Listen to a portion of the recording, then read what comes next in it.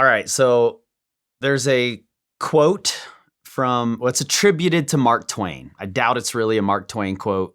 Tons of quotes are attributed to Mark Twain that he didn't really say. But the quote is, "I didn't have time to write a short letter, so I wrote a long one." And that's Okay. how I feel about this album. Okay. It takes more intention to put together a concise thing. Or a different intention, maybe. You know, I don't want to say this wasn't an intentional album, because I actually think this album is good as is, but I think it could be a lot better. Yeah. And I don't think there's a whole lot of bad on this album, but there is a lot. You know, it's a lot to take Yes. in. It's hard to sit through the whole album in one sitting. Truly. I did that 3 full times. I've probably listened to the entire album flipping around the way I wanted to hear it 5 other times. So I've Yeah. listened to this album quite a few times at this point. Yeah. And what I keep coming back to is that he said the fall off will be like if Jay or if Hove dropped Reasonable Doubt last. So Okay. Jay-Z's debut album was Reasonable Doubt. He's also said he wants to make his Illmatic, and Illmatic was Nas's debut album. Mm. So he's compared himself to these classics already. Otherwise, I don't think it's really fair to compare this album to those. But because he opened that door, I'm going to walk through that door. That's why I asked you to try and pare this album down to the hour-long album or so that you would want to hear. Because Reasonable Doubt runs 59 minutes. It's an hour-long album, widely considered a classic. What I want to try to do is A&R J. Cole's The Fall Off. Edit it down to an hour long and see if it makes it better. Can we make an album that we would be happy to sit through? And we haven't talked about this album at all. So maybe you would be happy to sit through the whole album. I don't know. No, definitely not. I've tried, and I have to break it up into pieces. I can't just sit through the whole thing. The only reason I could actually was because I had a 6-hour one-way drive. So I drove 6 hours there, 6 hours back. So I had lots of time. Yeah. You still only get through this album a couple of times in 6 hours if you're really spending time thinking about it, which is a little crazy to say. Yeah. But I do think that there are probably 2 or 3 distinctly different, pretty good albums buried in here somewhere. Yes. So I'm really curious to see what you come up with. So like I said, we haven't talked about this at all. I don't know what songs you like. Yeah. The only clue I have about what you like in this album is you said something about Tim's. That's the only clue I have, period. Yep. So that's what we're going to do. Hour or so, make it a classic or as close as you can get it to a classic. What was your approach? Did you stick with a theme of any kind? Did you just go with what you like? I really just went with what I like. You know, as you know, I'm a J. Cole fan. I love J. Cole. I love his albums. I've listened to every single one of his albums. I based it more off of the J. Cole that I love, which is like 2014 Forest Hills Drive J. Cole. Okay. I based it more off of him rather than like KOD. I really love KOD, but that's like a specific kind of J. Cole that he didn't really bring to this album. So I kind of based it off of what made me feel that nostalgia of like the 2014 Forest Hills Drive. Okay. Yeah. I'm curious to see what you came up with. The way I went about it was J. Cole sort of told us, well, he very much told us what the concept of the album is. Disc 29, which is the first disc, is him at 29 years old, returning to Fayetteville after he's been gone for 10 years in New York. Mm. He's made it. He's this big name now. He returns to his hometown, and this is his experience returning to the hometown. Mhm. Disc 39 is him 10 years later, at 39 years old, returning to Fayetteville again, but as an older, more mature person. Yeah. And these are sort of his reflections of being in Fayetteville at those times. So I tried to keep that concept, the disc Okay. 29, the disc 39, but also keep it within the confines of an hour Mm. and try to keep the main themes. Sorry, I'm getting over sickness here. I tried to keep the main themes. And on disc 29, it's like returning to Fayetteville, realizing that you've changed, that you don't sit in the same place there that you once did, but Mm. also trying to protect your status. You know, that's what it felt like to Yeah. me. And then disc 39 is more about growth and maturity and love. That Yeah. love being love for Fayetteville, you know, refinding the love for Fayetteville, love in his relationship, and a love for hip hop. So finding that love and security as an older person. That's what I felt disc 39 was about. Yeah. So Totally agree. I'm trying to keep it like what it seemed like he wanted to accomplish. Okay. I'm just putting my foot down and saying, nope, you can't have that many songs. Yeah. You can release a deluxe in a month. But when we put out this album initially, it's going to be shorter. It's going to fit the more traditional mold of a classic album. Yeah. Absolutely. Okay. Let's jump right into disc 29. I've got several lists here so that I can highlight what you're keeping as we go. Oh, gotcha. Okay. 29 intro. I threw it out. Threw it out. Threw Okay. it out. Why? I did not go the direction you did of keeping that sense of the 29 and returning and the 39 and returning. Yeah. When I first heard the 29 intro, I had to double check my phone to make sure that I was actually listening to a J. Cole album. I was so Yeah. confused. Um, and I thought after listening to it, maybe the like country twang kind of fit into 29 somehow, and it just didn't. He, I so yeah, it threw me off. I feel like it did not fit the album at all. Maybe I'm missing the point of it, but Well, it it's a North just Carolina thing. Okay. Like it's setting up his sense of place. Gotcha. Okay. So for me, I'm keeping it even though I am not a fan of the James Taylor sample Yeah. necessarily. I understand its use and I Okay. understand why it's there. I do think it's a little long. It's like it's a Yes. full minute long, and I think it could have been cut at 30 seconds on the first like going to Carolina in my mind. Mm. That's when the gunshots could have come in. Mm.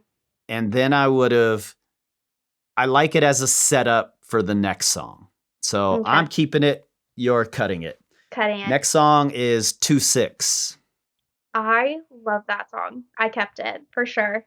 I feel like it's a different side of Cole that we don't get to see very often. Yeah. I feel like he's touching into more of like the mainstream rap with this one. Yeah. And I like it. I think it worked really well for him. He's a storyteller, and I don't necessarily think there was a lot of storytelling in this song. But I liked it. I think it's great. Yeah, I think it's good. I in fact, in my notes, I have this represents one side of the weird J. Cole paradox really well. Yeah. Like, I feel like this is the southern side of J. Cole, you know, and North Yeah. Carolina is the South, but J. Cole went to New York, you know, so he's sort of split into, he's the middle child between the South and New York. And I feel like this is the South. This is that side of him. And in fact, the hook, the chorus, the 2-6 wild whispering is from an Alabama rapper named Mr. Big. And his song is called Trial Time. And he's credited, so he's getting paid off of the song as well, which is great. Nice. But yeah, I agree. I'm keeping this song as well. So, and I think the gunshots in the intro set up this song really well. So that's why I'm one of the reasons I'm keeping the intro. Gotcha. Next song is Safety. You keeping it or you cutting it?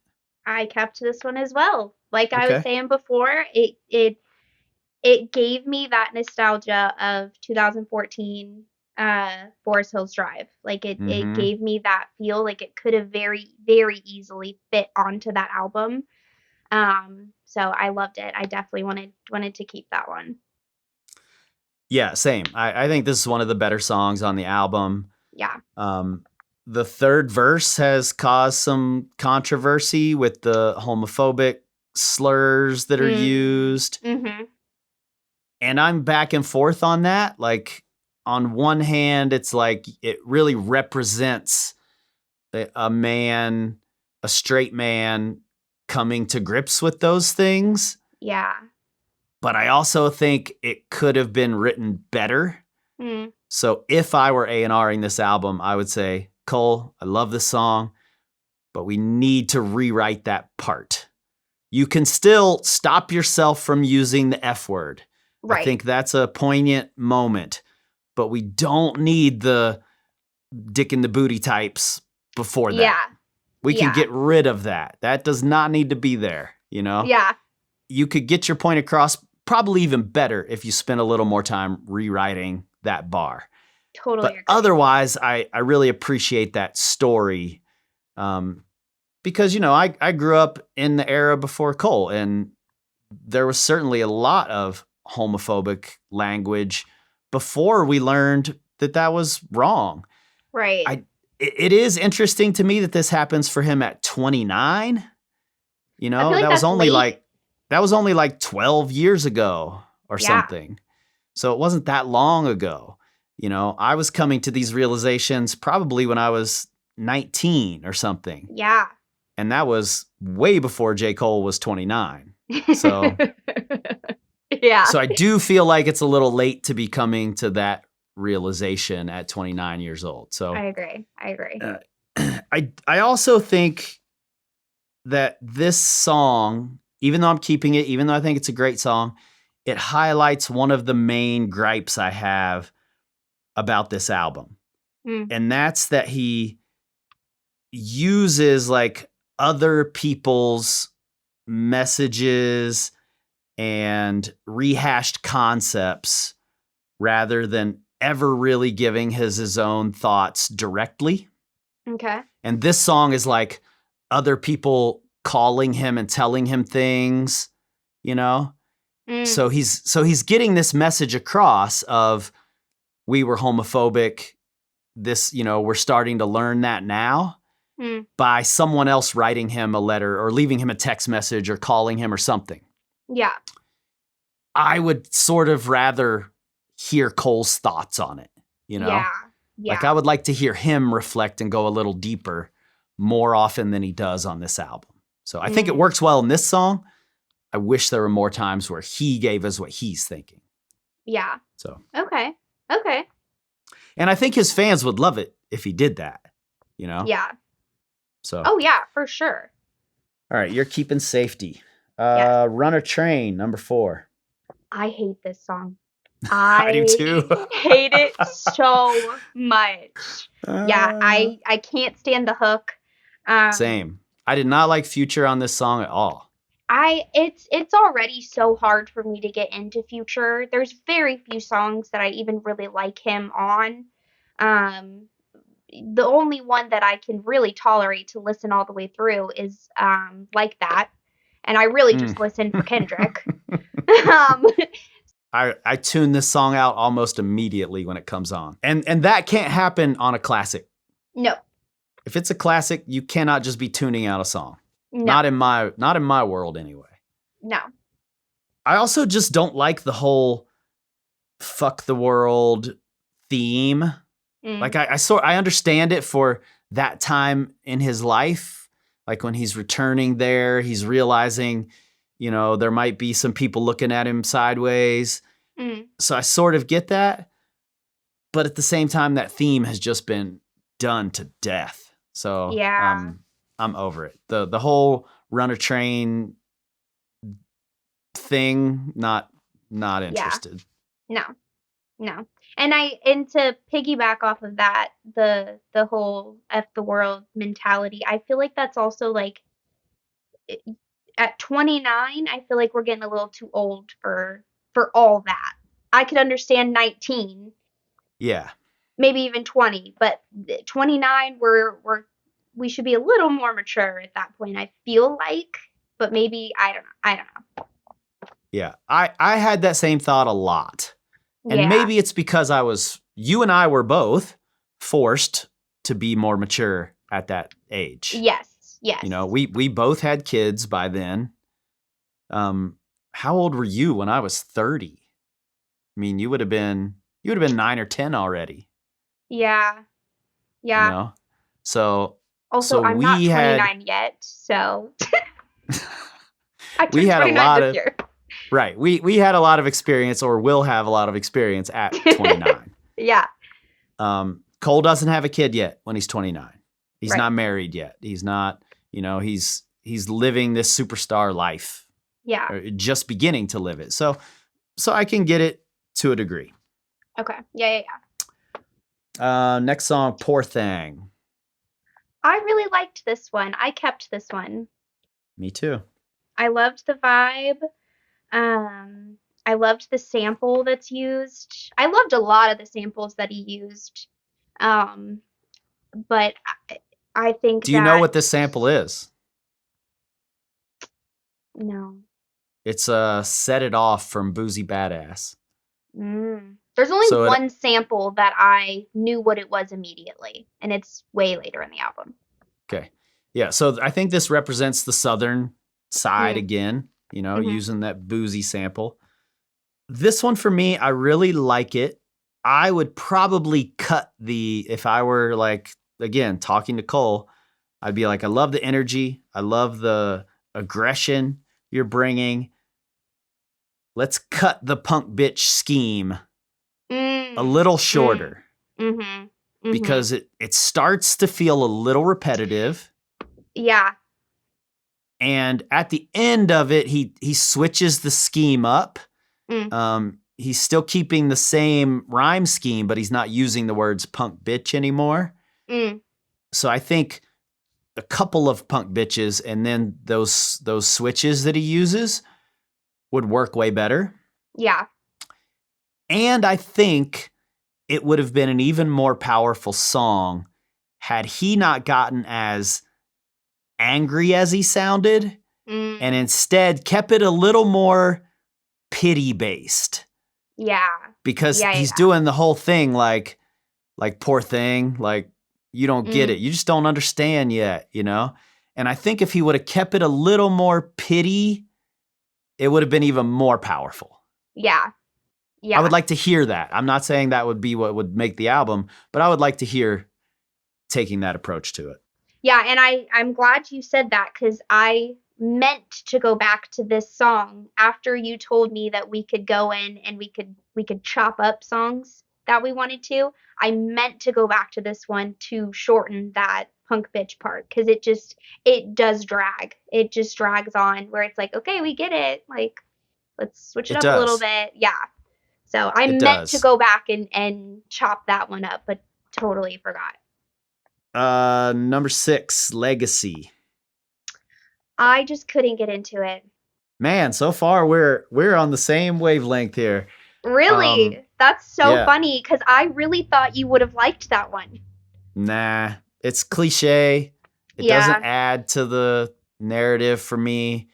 I cut it immediately. I knew the song wasn't making it immediately. Yeah. It's kind of sad because darn near every single song that he has a feature with, I didn't like. Well, and the features are an issue for me.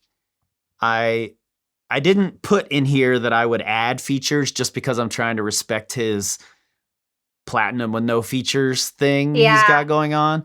Yeah. But realistically, I wish there were more rapping features. Like he's got Petey Pablo on here, and I'm happy for that, and we'll talk about that when we get there. Yeah.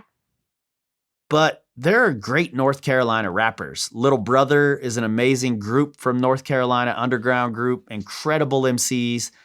If he would have had Fonte from Little Brother on here, if he would have had some North Carolina singers on here instead of Future, for me, that would have completed the regional North Carolina love feel to this thing. Absolutely.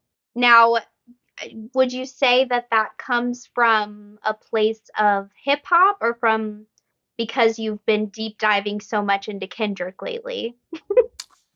No, I think that's hip hop. And Okay. and I think that's a good question because lots of people are bringing up, well, Kendrick did this. Yeah. But in reality, if we look at like Outkast albums, there's Killer Mike, there's other people from Atlanta. If we look at New York albums, it's a lot of New York rappers. If we look at West Coast, if we look at The Chronic, it's Snoop and Daz and Corrupt and all of these and Exhibit and all of these West Coast rappers. That's been done for a long time before Kendrick. Yeah. So I'm trying really hard not to compare this to GNX. Yeah. You know?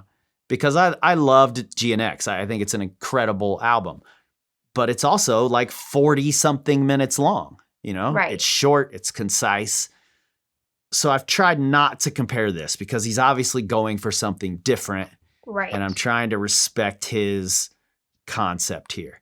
I do wish Jid even, you know? Jid's not from North Carolina, but he's Dreamville. He's Southern. Right. Put Jid on here. Right. And I say that because Cole has made a big deal out of, I want to be the best on features. You think you're the best? Get on a song with me. Let's see. Put somebody like Jid on there. Cole's going to have to step up his game. Absolutely. Rapping next to Jid. Period. He's going to have to do that rapping next to Fonte. I want that. I want Cole to have to feel challenged. If you can bring that level of competitive spirit that you did to Poor Thing, then I think you can rap on the same song as Fonte or Jid. So that's just, I wasn't going to bring any of that up. But you said Sorry.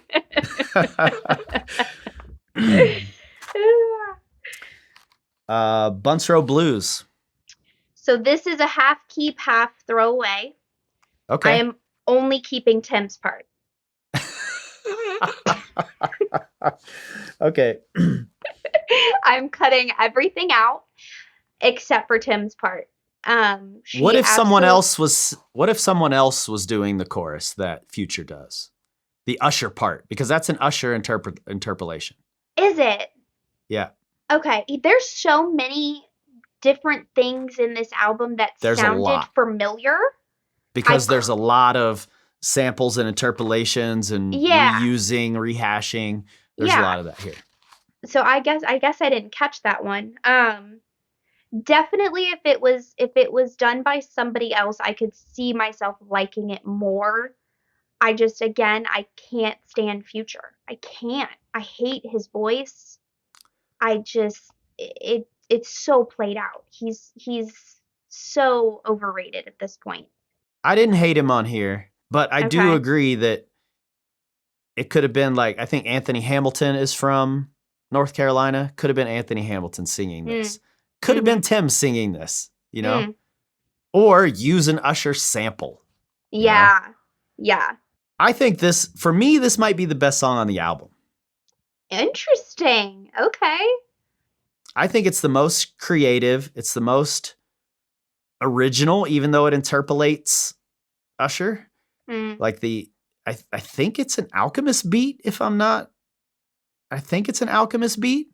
The sample's really interesting for what they're doing with it and to have Future on it.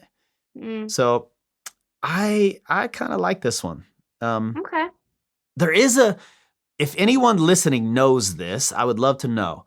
there is a piece of what Tim's is doing that melodically, I swear, interpolates some 90s R&B group. And I cannot for the life of me come up with what it is. Every time I hear it, it's like on the tip of my tongue and I've almost got the words, but I just can't come up with it. What So part? Do you know the part that you're talking about? No, right now the Usher part's stuck in my head, so I can't even come up with it. Okay. No, I just keep going 7 o'clock in my drop top. So no, Yeah. I can't come up with the Tim's part. But you know something what? in there. If you know it, put it in the comments. That's so crazy. As soon as you said it, Usher clicked. But hearing Future, it never clicked. I think it's just because I hate Future that much. No, it's because I sing as well as Usher. Oh, that's what it is. Yeah.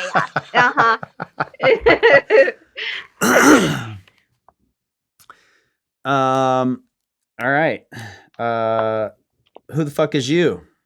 Okay, this is another one of those keep and throw away.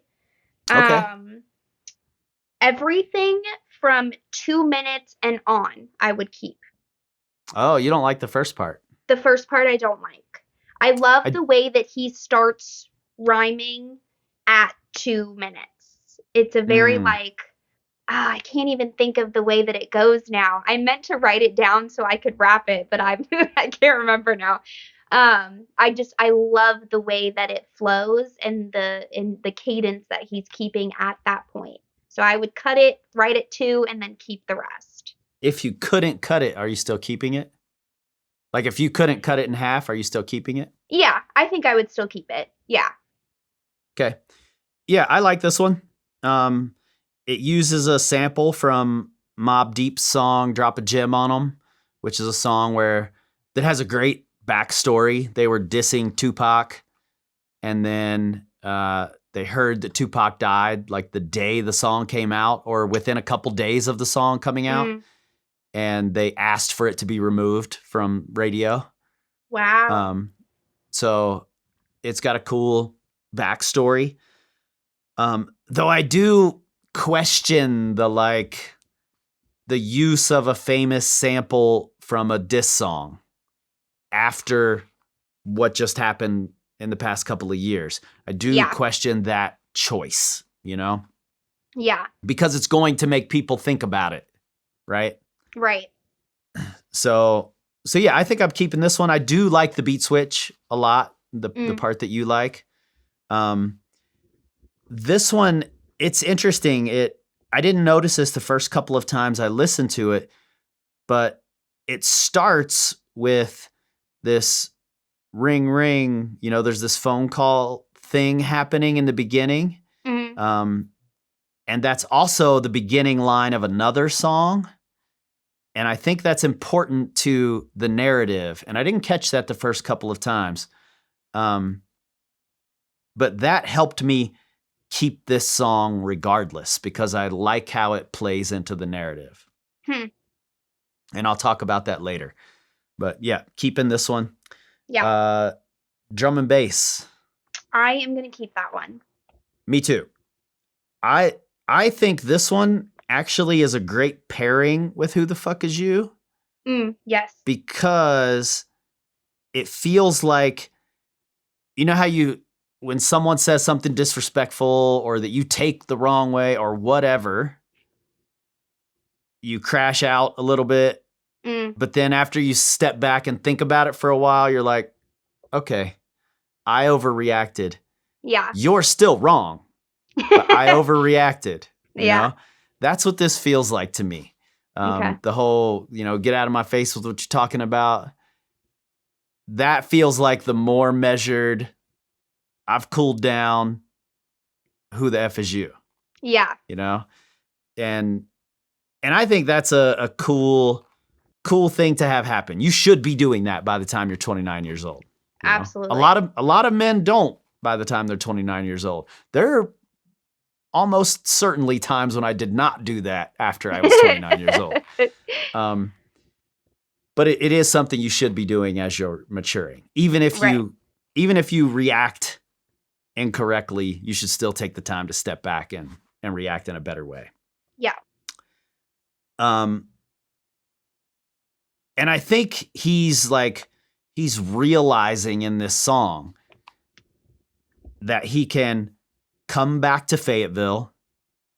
It may not be the love he hoped he would get, like everybody showering him with praises. There are going to be haters because he's found his way out and other people haven't. But he's realizing he doesn't have to get caught up in the same old shit.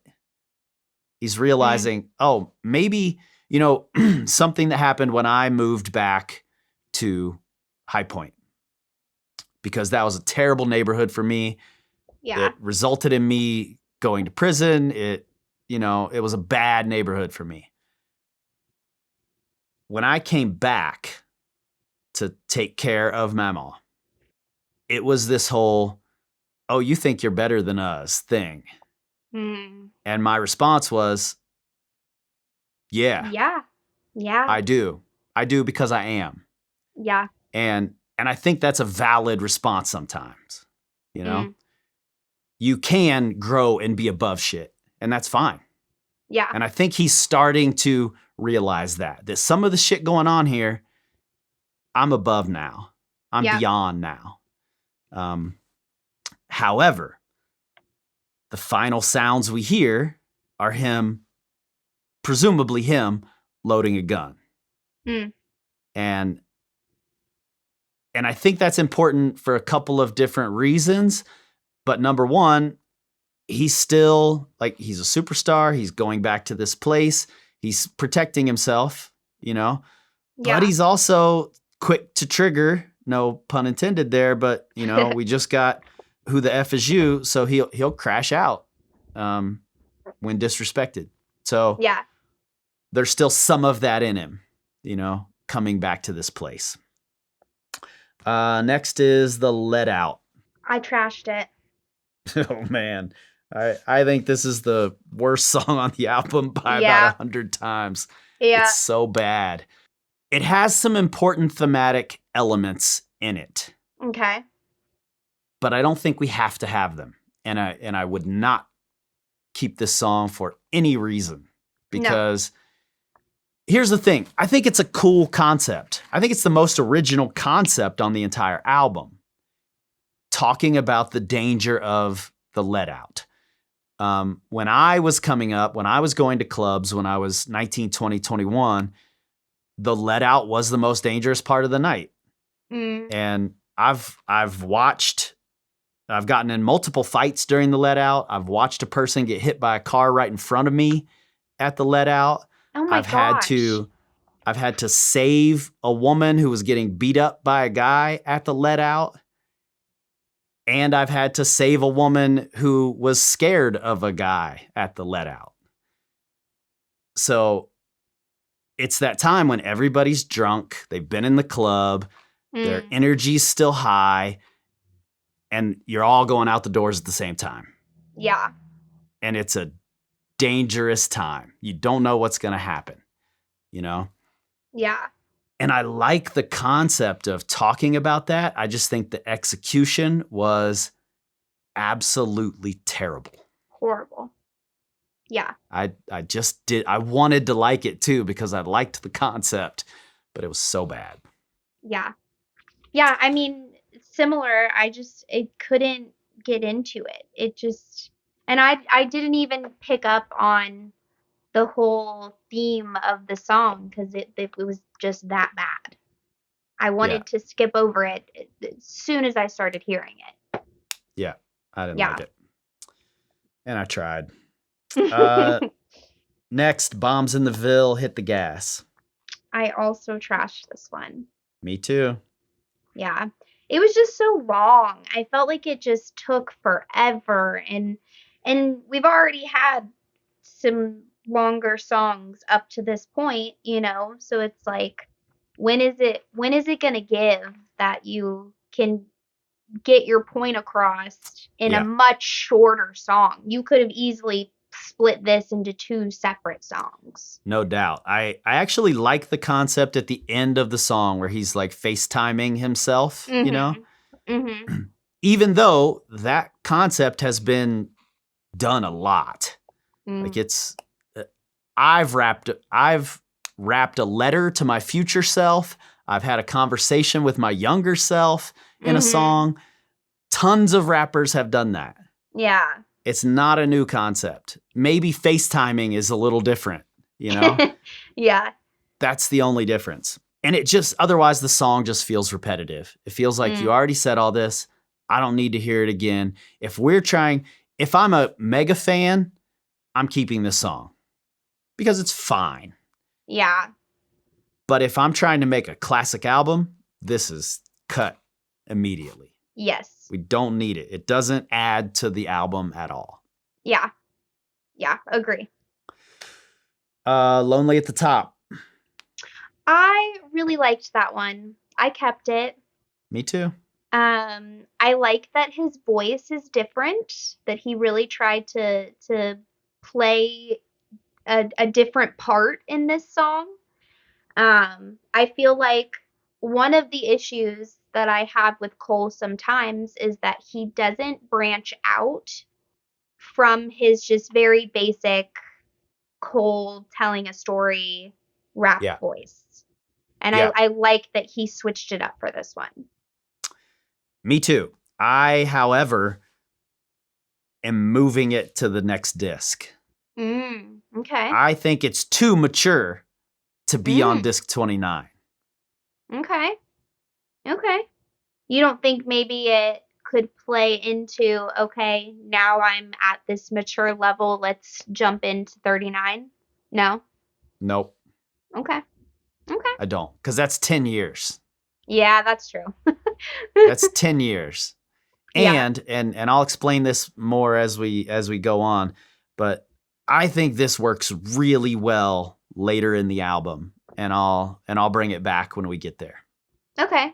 I think I might know where you're gonna bring it back at, but we'll see. We'll see. So far, the only difference we have in our playlists is I have the intro and you don't. Wow, that's crazy. That's probably the most we've ever agreed on hip hop ever. No question. Unless it's something that I've like given to you since you were like 3 years old. Yes. You know. Yeah. Then we agree. But yeah, that I'm really surprised by that. Yeah, me too. I feel like disc 39 could change it all though. It could change it. Yeah. Yeah. And I won't be surprised by that. Like I Yeah. said, I don't think there are any. That's not true. There's one or two really bad songs on here. One really bad song. That's it. Yes. But most of it's pretty good, and I could see it being a different album with different songs, you know? Yeah. All right, disc 39 intro. I cut it. This is another one that I cut. After I cut it from the beginning until 2:53 in the song. And then I So think you cut ahead. that out? No, I kept that part. That can kept be that. the intro. Okay. Everything after that, you can make that into a whole nother song. I agree 100%, though I cut it. Oh, okay. You didn't even give it a chance. There's not enough of it that's different for me, and it feels like disc 29 to me. Interesting. Okay. I'm not his rapping, I'm not seeing any growth from disc 29. It's the same like cringy lines here and there that I'm like, why did you rewrite that? You know? Yeah. This could have been great if you hadn't said that. Yeah. There's several of those in this song. So had it been in disc 29, it might have been enough for me to keep it, but it wasn't. So interesting. Okay. yeah, I'm cutting that one. You're keeping it. The fall off is inevitable. So that's the song that you think should have started disc 39. Yep. Fall off is inevitable. Okay. That's Well, and I kept it. Okay, I'll go ahead and tell you why I think that. Okay. because in my version of disc 29, drum and bass is the last song. Mm. And the last thing you hear is him loading a gun. Mm. After his more measured response, now he's loading a gun. And then we hear the first thing he's talking about is his funeral Ah, on disc 39. interesting. See, We you don't know got what way more technical with it than I we did. don't know what happened in that between time. And I like Mm. that. I like having to consider what the fuck just happened, you know? Yeah. And this is him realizing, because he's grown up, that he's not been doing it right. He can do it better. Let me rewind back to my birth and start this thing over. Interesting. So that's why, for me, this song is the perfect way to start this 10 years later disc. Interesting. Okay. I like the way that you would have switched that for sure. I know, It I'm going to makes send Cole an so much invoice after this. absolutely. Yeah. Absolutely. But now I'm kind of embarrassed to tell you why I moved that song, because I also moved that song. Wait, you moved what? Oh, you didn't move the fall. You moved a different song. I moved the fall off is inevitable to Oh, okay. end the whole album. Oh. No, I Be- can see that too. because It similar keeps the full to circle thing going. yes, that's exactly why, because then it brings us back into 29. So it's kind of like a full circle moment. But I like how your take on it kind of played off of the gun sound at the very end of that other song. I'm curious to see what you have before the fall off if you put it at the end of the album then. We'll talk about that when we get there. Okay. But I think that's cool. In Yeah. my head, because he's been saying, this is my last J. Cole album, Mm. I didn't even consider bringing it so that you can start the whole thing over again. Mm-hmm. But I like that. That's cool. All right. The Villist with Erykah Badu. I love that song. I think it might be my favorite. My first note is one of the best on here. Yeah. Yeah. It might be my favorite on the whole album. Yeah. Why do you like it? I love Erykah Badu's part. I love her. I think she's so great. Do you recognize her part? No. It's an Outkast interpolation. It's the chorus from Outkast's song Elevators. Me and you, your mama and your cousin too. I don't know that I know that song. Yeah, old I'm Outkast embarrassed. song. That's all right. Interesting. Okay. Okay. You were Did a she have young, ties tiny with little thing. Outkast?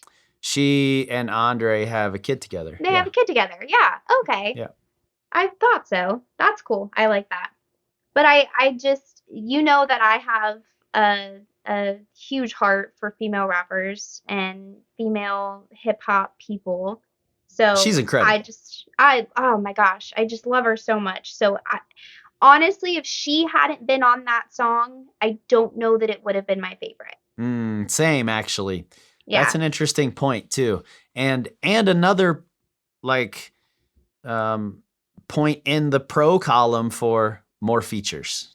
Mm-hmm. Yeah. Next is Old Dog with Petey Pablo. I feel like this might be where we start to disagree. I trashed that one. Okay. I can see that. What didn't you like about it? Petey Pablo. You didn't like Petey Pablo? I will say this. I will say this. If it weren't for the nostalgia of Petey Pablo for me, I might agree with you because he's not great on here. No. There was a time when you could not have told me that Petey Pablo was not going to be the next biggest thing in hip hop. Really? Oh man, I thought for sure he was the next giant thing.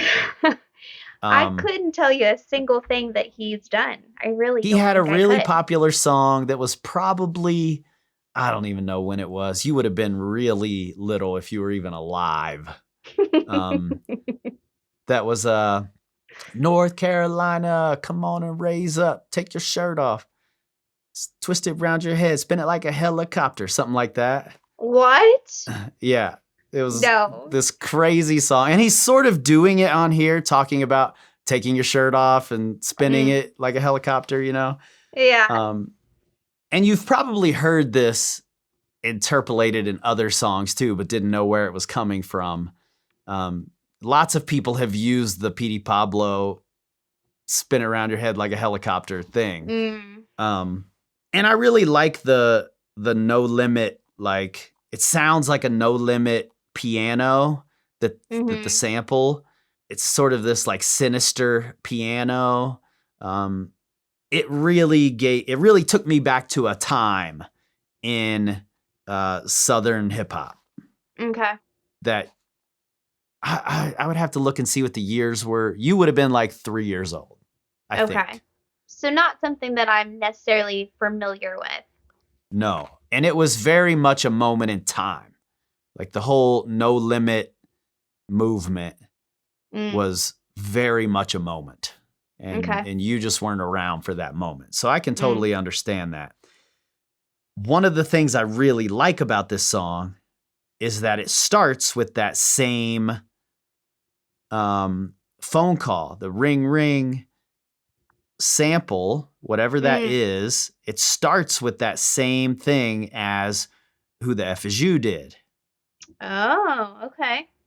And it's a similar energy in terms of like how far he's up. But this one is the more mature response to that phone call. He doesn't need to take the time to step back and then deliver drum and bass.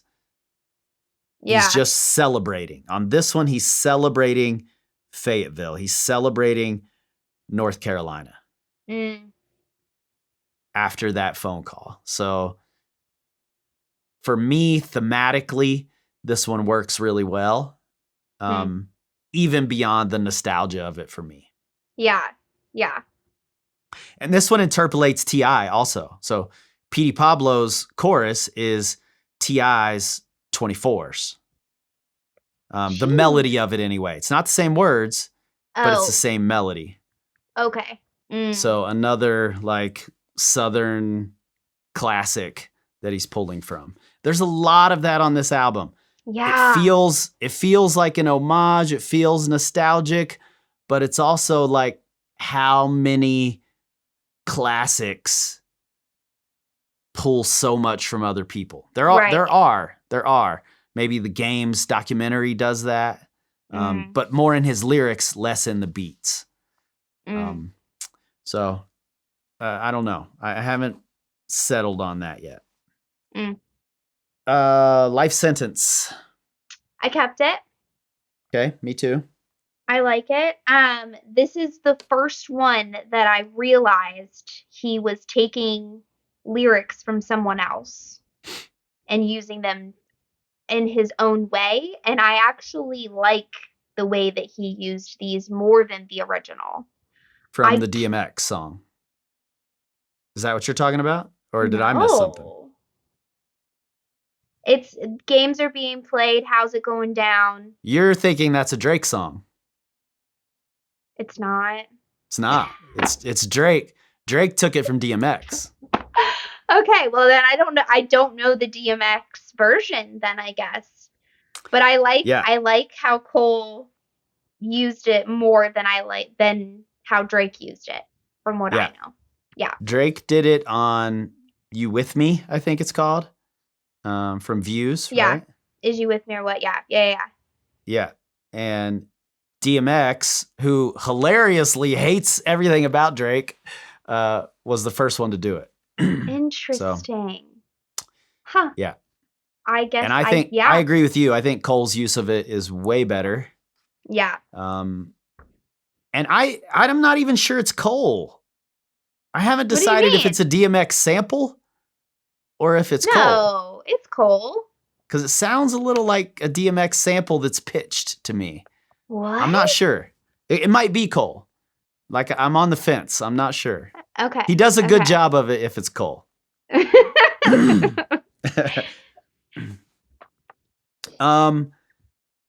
I wavered on this one. I had it out and then back in and then out and then back in Interesting. because narratively I could do without it. Okay. I do appreciate that it's there, especially after disc 29, him like practicing how to say, hey, what's up on the phone. Mm-hmm. If that's the same woman, then it makes a lot of sense. However, I would change the title, no questions asked. We are not calling this Life Sentence. Okay. Because I know we could change titles too. I'm changing the title. Because he doesn't explore that metaphor at all in the song. Mm. And it could be, like, you could use locked down or solitary, or, there's all sorts of things you could use to complete that metaphor. Mm-hmm. And he didn't do that. So I would just call it Doing Life.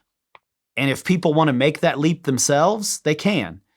But Doing Life is also just used normally. Like, oh, I'm just doing life, Yeah, you definitely need to send him an invoice for sure. So I'm cutting, and I've seen some other people take issue with the title because they don't like that in association with a loving relationship. But it's not explored on the song at all. Like, Life Sentence is a very negative thing, I feel like. It's taken negatively. And if he would have explored it in the song, you could flip me on that. It's just not. So otherwise, I think it's a good song. Yeah. Only You. I trashed it. Me too. Out of here. Yeah. Out of here. I don't like it. The island vibes don't fit sonically. It's just not needed. Like, particularly after how well done Doing Life is. We could cut this. Yeah. Man Up Above. I also cut that one. Me too. Cut it. Yeah. I think the gospel sample is extra lazy. It's the laziest sampling on this album. I don't even like the sample. Yeah. And it just gets preachy. Like, it sounds a little too hypocritical preachy. Yeah. I think it's already kind of hard for me to get into these kind of songs. Yeah. Just given my background on that kind of stuff. There's people who have done it really, really well. Yeah. This is just not the case. It could have been done differently. It could have been done better. Yeah.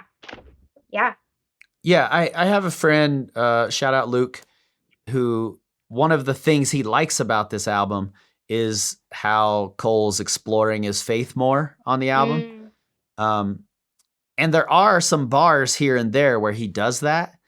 And I think there are a handful of bars in this song that I like and could have been used elsewhere to explore his faith a little bit without doing it over a lazy gospel sample with some hypocrisy and preachiness thrown in. I didn't need that.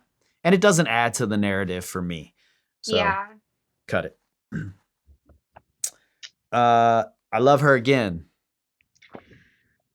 I kept this one. I think it was the first song that I recognized the sample. And now I'm kind of afraid to say it because if I'm wrong, I'm gonna be so embarrassed. But it's a Common sample, right? Well, let's talk about that. Oh no. No, it is a Common sample. Okay. The I never had a love like this. That part. Yeah. That's Common from The Light. The Light. Okay. One of his early songs. Okay. But the concept of the song is also a different Common song. Interesting. Called I Used to Love Her. Oh. Yeah. Interesting. Okay. So I didn't know what else to compare it to. Um, but I is the song called Children's Story? Child Story? Slick Rick, Children? children's story. Yes. Yes. I don't know why, but the story that he's telling, that J. Cole is telling in this song, gave me those vibes. Mm. I don't know why. It's just what came to my head. But I think this is by far one of the best love songs that Cole has ever made. What's it a love song to? Is it? I don't know. It's a love song to hip hop. Oh, The okay. woman is hip hop. Interesting. Okay. She was leaving New York, moving to the A, moving to Atlanta. Hip Oh, hop became Southern. Now wow. she's Okay.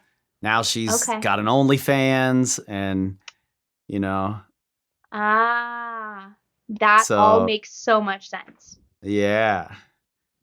That kind of just made me love it even more, Yeah, knowing and that's that. what Common's album, or that's what Common's version was. Though he, instead of using the South, he used the West Coast. She had moved out west Mm, and started messing with the gangsters out there. And mm. that actually caused some tension between Common and Ice Cube. And Ice Cube made a diss song about Common, and then Common made a diss song about Ice Cube called "The Bitchin' You," Oh, and then they ultimately squashed it. interesting. I could not see Common making a diss song. But that's what this is based on, is Common's version, which I think is from 1994. So you Oh, wouldn't wow. have any reason to know it. I probably played it in the car a time or two, but if I didn't explain to you what was happening when you were 6 years old, you never would have gotten it. You know, Right, right. um, the thing I like about this version, which I think is also something he does well with "The Fall Off is Inevitable," because that's a Nas concept, which I did a Mm, whole video on that, is he takes it a little further. And he takes this concept a little further as well. And he, in the end, comes to, oh, it's me. I'm the problem. And I'm realizing that this woman, hip hop, is yeah. just going to be chasing the younger people forever. Mm, That's how it's going to be. And I need to accept that, you mm, know? And at the very end, he's falling in love with her again. So he's saying, I was sort of disillusioned with where hip hop was. Now I'm falling in love with her again. So I hmm. really like that he brought that piece to this version. Yeah. Yeah. See, I didn't read into it that deeply, and I didn't pick up on those things. So that makes my next choice kind of stupid. Um, what is the next song? What if What If? I trashed it I did too. because I thought you just made a perfectly wonderful love song. What the heck is this? I don't understand what you're trying to accomplish in this song, but I think it was totally unneeded. But now knowing that it's not a love song to a woman, maybe I could look at it a little different. When I first heard What If, I was cooking breakfast. And my initial thought was that I liked it. Okay. But then once I listened more and I listened to some other people talk about it, I decided, no, I don't like it. Okay. And at first I thought, oh, this is by asking this what if question, what if Biggie and Pac had made up, Mm, was kind of an interesting way to look at the Drake Kendrick beef. What if it hadn't mm, happened? yeah. But then I started feeling like this is him addressing the apology without addressing the apology. This is him Mm, saying, well, wait, guys, what if you had never done that, so I never would have had to apologize? That's how I feel about this song now, and I strongly dislike it for that reason. Okay. And Nas already Interesting. did this, but Oh. better. Nas wrote a letter in it. Nas did a song. I can't remember the name of it. But he wrote a letter to Biggie and he wrote a letter to Tupac.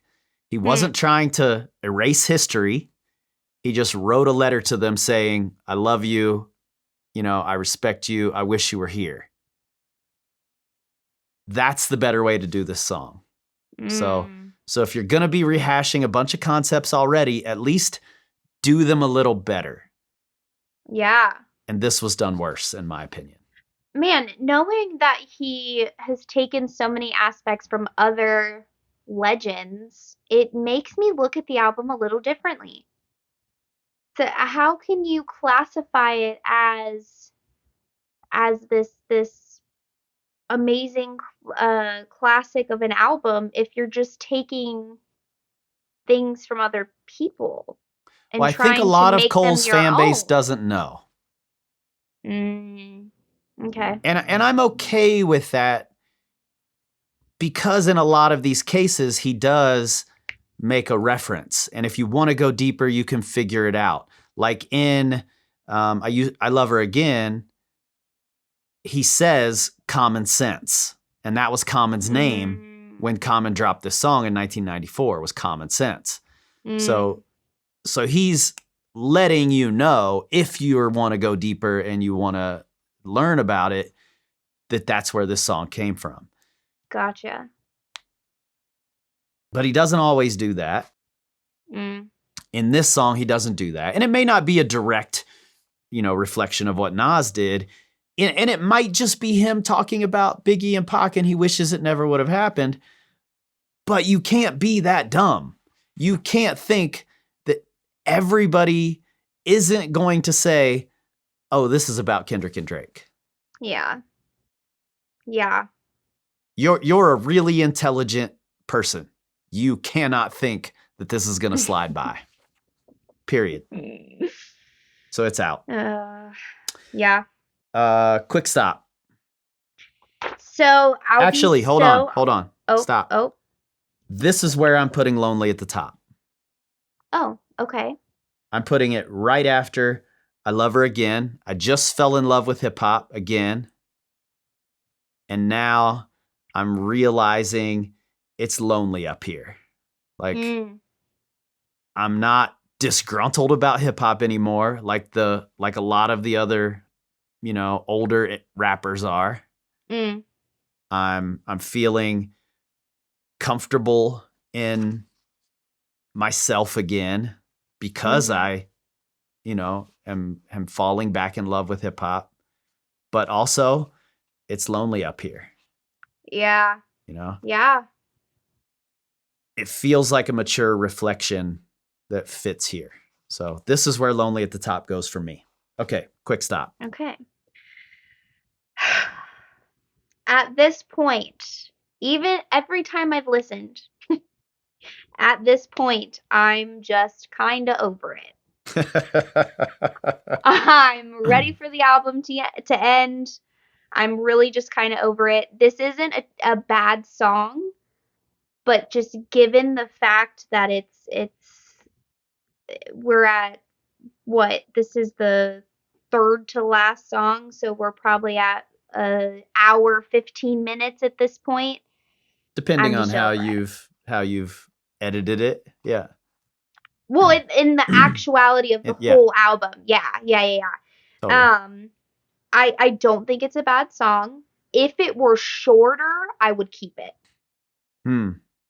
But, and I tried to listen to it to a point to where I could figure out how to shorten it, and I couldn't completely figure out how to shorten it.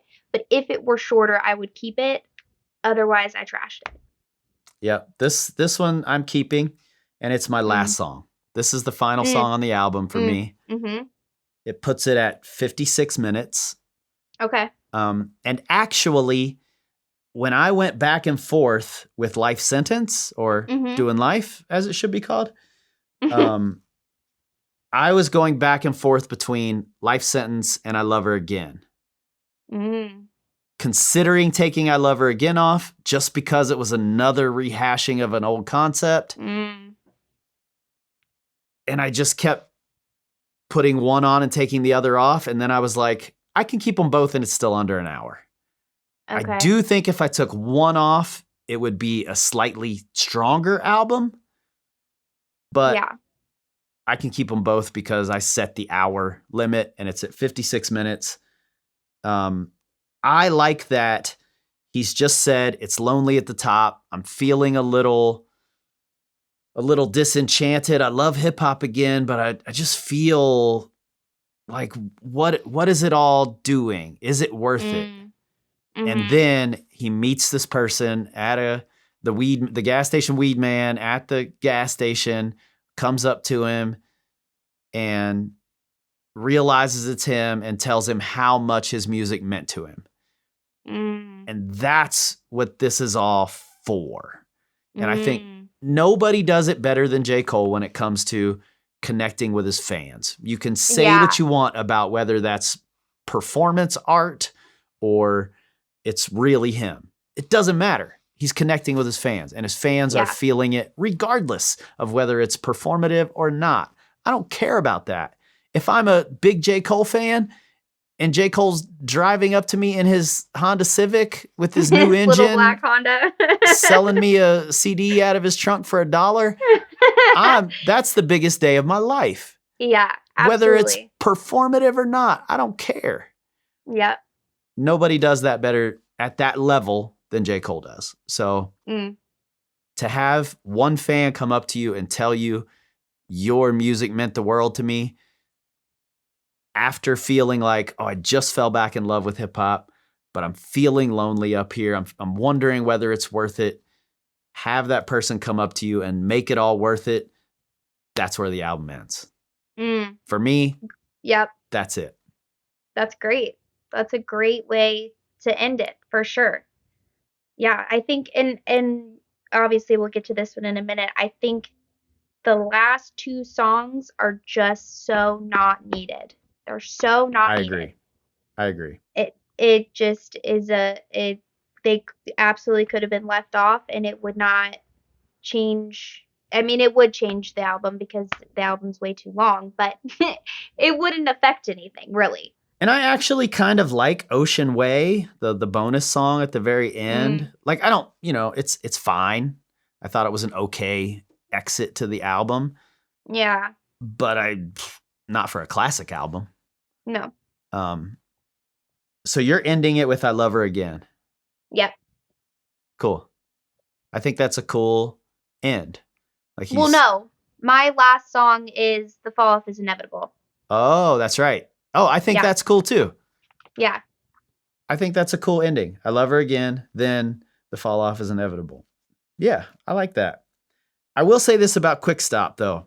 I've seen people compare it to Kendrick's How Much a Dollar Cost, saying that's J. Cole's version. And I think that's a big reach. They're dramatically different songs. The only through line is that Kendrick is meeting someone at a gas station. Kendrick stops to get gas. He meets a man who asks him for money.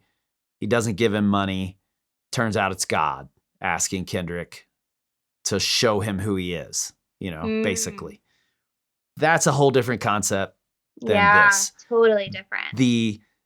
The idea of meeting someone at the gas station, especially in the hood or anywhere that's not the white part of town, frankly,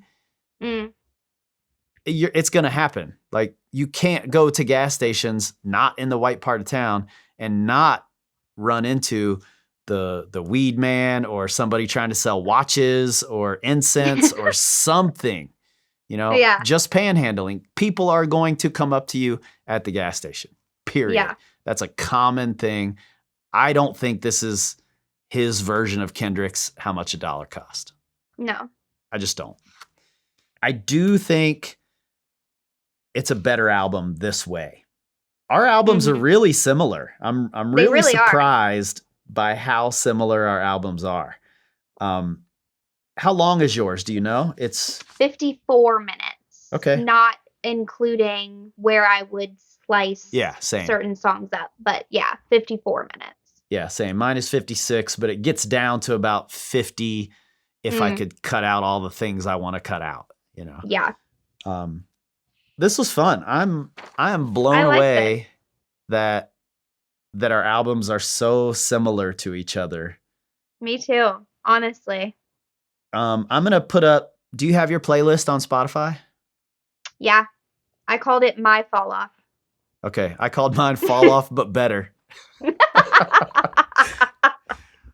Um, I'll link to both of those playlists in the description if you want to check those out. And I honestly think if you're a person who was just like, it's too long, it's too much, I can't do it, which I've heard from a lot of people, I think this cut down to an hour version is just plain better. And Mm, I think it could still be made even better with some cuts to certain songs, some rearranging like we've done. I think yeah. there are ways to make it even better. And normally I wouldn't do this because I'm an album listener, right? So I want to listen to the project how they put it out. Mhm. But frankly, it made me take a closer look at the album. It made me like the album as is more Hmm. by going through it this way and really trying to tease out a more concise way to make this concept work. Mm. So Yeah. I really think he did some really great work here. Yeah, absolutely. Um, so if I hadn't done this project with you, I would be giving it a much lower rating than I would now. Yeah. Yeah. Would if so let's say that the album is the way that you put it together. Like that is the album. Would it make you more of a J. Cole fan? No. Okay. I'm a J. Cole fan. I think he does good work. I like what he does. I Okay. am not a J. Cole stan. I'm not a stan Mm. of anybody. There's no rapper who can drop an hour and 41-minute album and I'm going to be like, oh, this is going to be great. I don't know. I feel like Kendrick could do it for No you. way. No way. No way. What? Like Mr. Morale, I don't go back to it. I don't listen to it. And it's an That's hour fair. 20 or something like that. Okay. Um, Okay. I just don't. In fact, I put that at, I understand its greatness, like what it's Mm. for, but for me, it's at the bottom of my list of Kendrick albums. Yeah. Okay. Q-Tip couldn't make an hour and 40-minute album, and I'm going to go, this is just great. And I think Q-Tip might be the greatest producer rapper combo ever to live. So Mm. can't happen. I like J. Cole. I don't think this makes me more of a J. Cole fan, but it would make Mm. me a bigger fan of this album. Yeah, for sure. All right. You got to go to bed. So do I. All right.